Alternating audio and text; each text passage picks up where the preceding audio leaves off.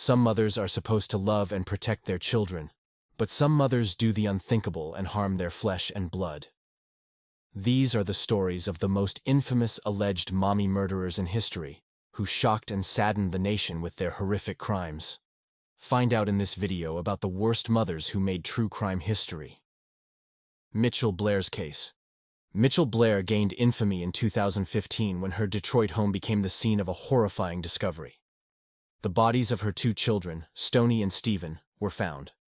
Blair was subsequently convicted of their murders, and the case brought attention to issues of child abuse and neglect.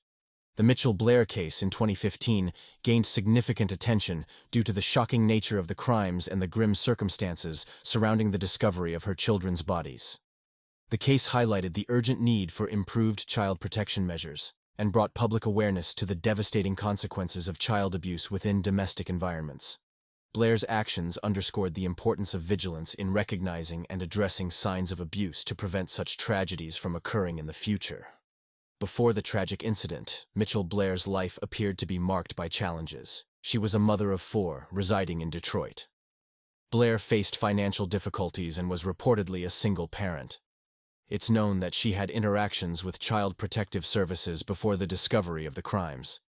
Mitchell Blair tortured and killed her children, Stephen and Stoney, horrifically. According to her confession and the autopsy reports, this is what she did.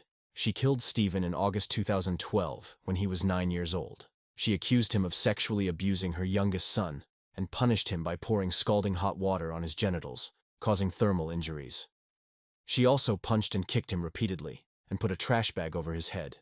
She then strangled him with a black belt until he stopped breathing. She killed Stoney in May 2013 when she was 13 years old. She also accused her of sexually abusing her youngest son and tortured her by hitting her with a wooden board, a curling iron, and a clothing iron. She also choked her with a t-shirt and a plastic bag. She then beat her over the head with a 2x4 until she died.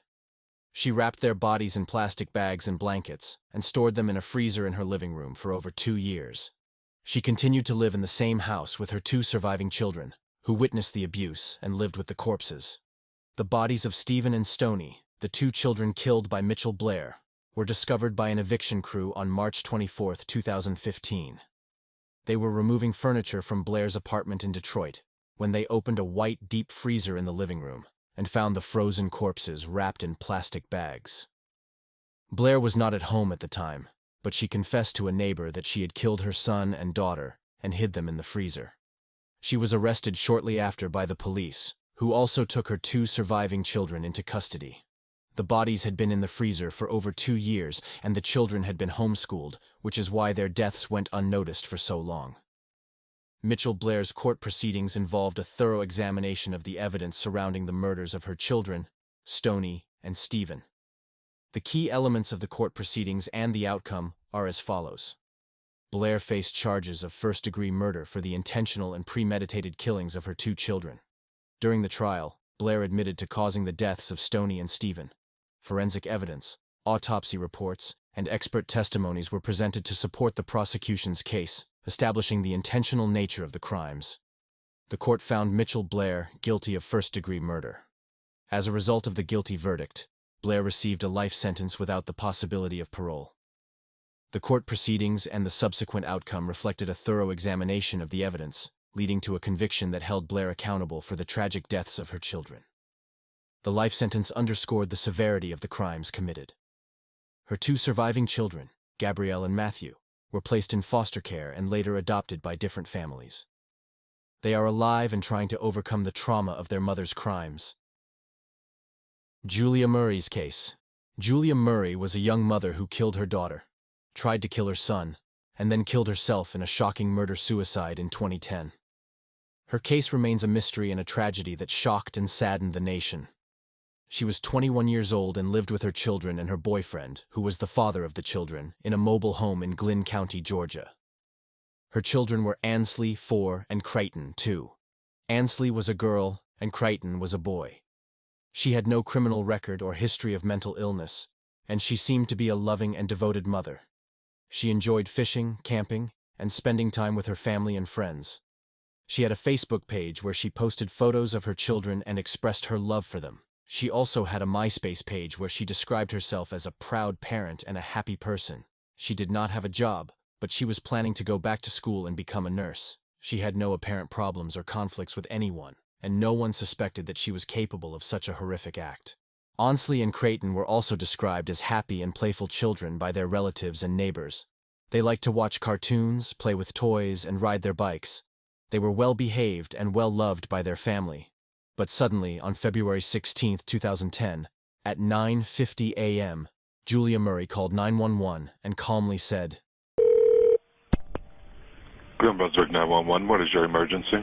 Yes, sir. I need an ambulance to come to my house. What's the problem now? I just killed my 2 kids. What's your name, ma'am? Julia Murray. What is it? Julia Murray. And you said you killed your 2 kids? Yes, sir. How old are they? 2 and 4. How did you kill them? I drowned them. Did you drown them? Yes. You drowned them in the tub, or how did you do that? Ma'am? Julia? Julia? Hello, are you there?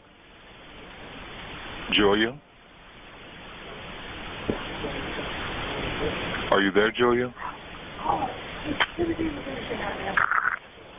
Julia, are you with me? No, I just shot myself. You just shot yourself? Yes. With what? A gun. Okay. Please hurry. Okay, I got him on the way, Julia. I'm just trying to keep you online with me until they get there. Is that okay? Will you talk to me?